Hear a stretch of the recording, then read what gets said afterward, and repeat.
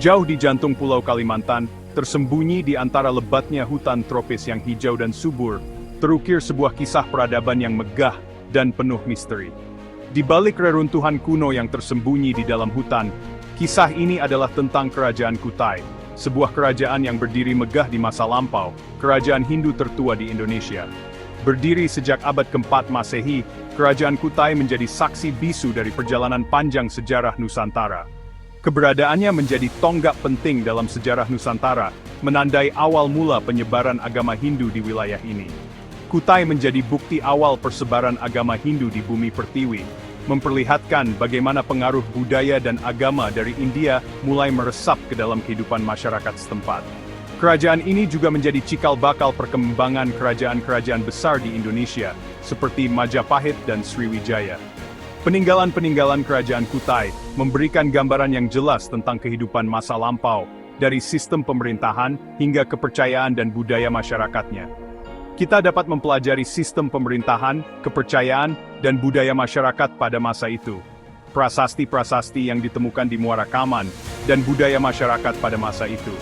Penemuan prasasti-prasasti di Muara Kaman menjadi jendela untuk mengintip masa kejayaan Kutai. Penemuan prasasti-prasasti di Muara Kaman menjadi jendela untuk mengintip masa kejayaan Kutai.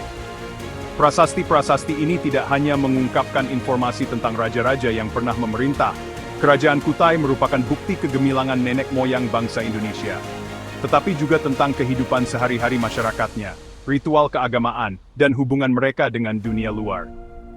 Mempelajari sejarah Kutai berarti memahami akar budaya dan peradaban bangsa. Dengan mempelajari sejarah Kutai, kita dapat memahami bagaimana nenek moyang kita hidup, berinteraksi, dan membangun peradaban. Melalui penelusuran sejarah Kutai, kita dapat menggali nilai-nilai luhur yang patut dilestarikan. Nilai-nilai ini mencakup kebijaksanaan, keberanian, dan ketekunan yang diwariskan dari generasi ke generasi. Mari kita telusuri jejak-jejak kejayaan Kerajaan Kutai. Dengan menelusuri jejak-jejak ini, kita tidak hanya belajar tentang masa lalu, tetapi juga mendapatkan inspirasi untuk masa depan. Kita akan mengungkap misteri masa lalu dan belajar dari kearifan lokal yang terpendam. Kearifan lokal ini adalah harta karun yang tak ternilai, yang dapat memberikan panduan bagi kita dalam menghadapi tantangan zaman modern. Perjalanan ini akan membawa kita pada pemahaman yang lebih mendalam tentang identitas bangsa Indonesia. Mari kita mulai perjalanan ini, dan temukan warisan berharga dari Kerajaan Kutai. Asal-usul Kerajaan Kutai diselimuti legenda yang menarik. Kerajaan ini merupakan salah satu kerajaan tertua di Indonesia, dan banyak cerita yang mengelilingi pendiriannya. Salah satu versi menyebutkan tentang seorang raja bernama Kudungga.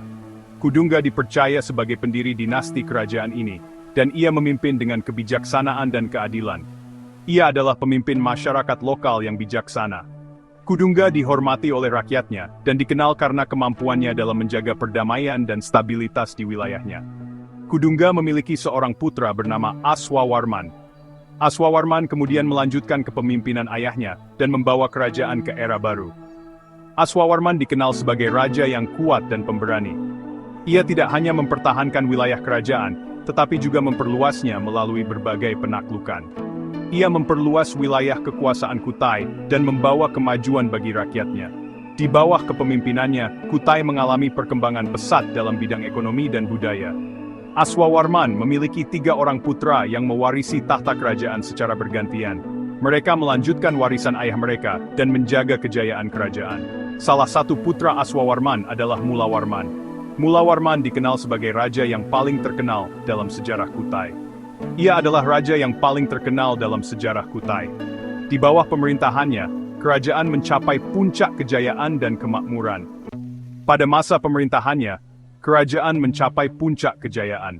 Kutai menjadi pusat perdagangan yang ramai dan disegani oleh kerajaan-kerajaan lain. Kutai menjadi pusat perdagangan yang ramai dan disegani oleh kerajaan-kerajaan lain.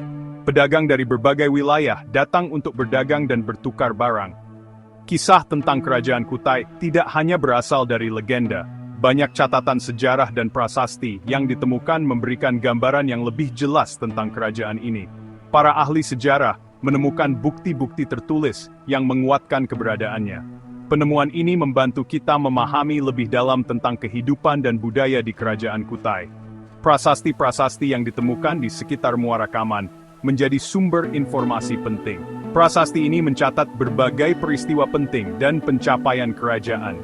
Prasasti-prasasti tersebut ditulis dalam bahasa Sanskerta dan menggunakan huruf Pallawa. Ini menunjukkan pengaruh budaya India yang kuat pada masa itu. Masa pemerintahan Mulawarman menjadi periode penting dalam sejarah Kutai. Di bawah kepemimpinannya, kerajaan ini mengalami banyak perubahan signifikan yang membawa kemakmuran dan kejayaan. Ia adalah raja yang bijaksana dan dicintai rakyatnya. Kebijaksanaannya terlihat dari berbagai keputusan yang diambilnya untuk kesejahteraan rakyat. Kutai mengalami perkembangan pesat di berbagai bidang, termasuk ekonomi, budaya, dan teknologi. Kota-kota berkembang dengan pesat dan menjadi pusat aktivitas yang ramai. Kerajaan Kutai berkembang menjadi pusat perdagangan yang penting. Pedagang dari berbagai daerah datang untuk berdagang dan bertukar barang. Kapal-kapal dagang dari berbagai penjuru dunia berlabuh di pelabuhannya. Pelabuhan Kutai menjadi salah satu yang tersibuk di wilayah tersebut. Mereka membawa berbagai komoditas seperti rempah-rempah yang sangat berharga pada masa itu, emas yang menjadi simbol kekayaan dan kekuasaan, dan kain sutra yang melambangkan kemewahan dan status sosial. Mulawarman juga dikenal sebagai raja yang dermawan. Ia sering memberikan hadiah dan sumbangan kepada rakyatnya. Ia banyak memberikan sumbangan kepada para Brahmana yang sangat dihormati pada masa itu. Tindakannya ini menunjukkan penghormatannya terhadap agama Hindu, yang menjadi agama utama di kerajaan Kutai. Di bawah kepemimpinan Mulawarman, Kutai mencapai puncak kejayaannya. Kerajaan ini dikenal luas dan dihormati oleh kerajaan-kerajaan lain. Wilayah kekuasaannya meluas hingga ke wilayah sekitar Sungai Mahakam, menunjukkan kekuatan dan pengaruhnya yang besar. Kutai menjadi kerajaan yang makmur dan disegani di Nusantara. Kejayaan ini tidak hanya membawa kemakmuran bagi rakyatnya, tetapi juga meninggalkan warisan yang berharga bagi generasi berikutnya. Prasasti Yupa merupakan peninggalan bersejarah yang sangat penting dari kerajaan Kutai. Prasasti ini dipahat pada tiang batu yang disebut Yupa. Yupa sendiri merupakan tiang yang digunakan dalam upacara keagamaan Hindu. Prasasti Yupa ditulis dalam bahasa Sanskerta dengan menggunakan huruf Pallawa. Tulisan pada prasasti ini mengisahkan tentang kebesaran Raja Mulawarman dan dinastinya. Prasasti Yupa memberikan banyak informasi tentang kehidupan sosial dan budaya masyarakat Kutai pada masa itu. Salah satu informasi penting yang terungkap adalah tentang praktik keagamaan. Melalui prasasti Yupa, kita mengetahui bahwa masyarakat Kutai telah menganut agama Hindu. Namun, prasasti ini juga menunjukkan adanya toleransi terhadap kepercayaan lain. Masuknya pengaruh Hindu-Buddha ke Nusantara membawa perubahan besar. Agama dan budaya India berakulturasi dengan budaya lokal. Kerajaan Kutai menjadi salah satu contoh nyata akulturasi budaya tersebut. Agama Hindu masuk ke Kutai diperkirakan melalui jalur perdagangan.